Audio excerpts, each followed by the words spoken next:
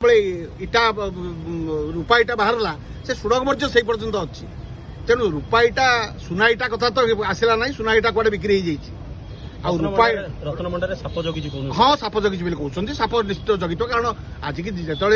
30-40 वर्ष धरिकी रत्नभंडार एपर्यंत खोला ही नहीं तादेह साप जगी कि बाघ जगी कि भूत जगी ता भर को गला जना पड़ो आ जो मैंने जीवे से भितर किए हुई तो मरी जापे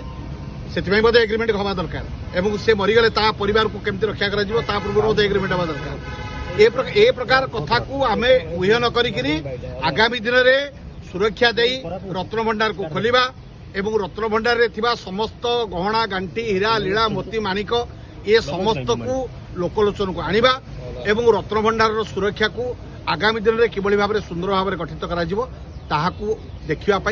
समस्त ओडिशावासी प्रतिक्रिया समग्र ओडिशावासी प्रतिज्ञा करछन्ती एवं ओडिशा सरकार को निवेदन यथाशीघ्र कार्य को लोकलोचन को आनंद। तो बूम लगाना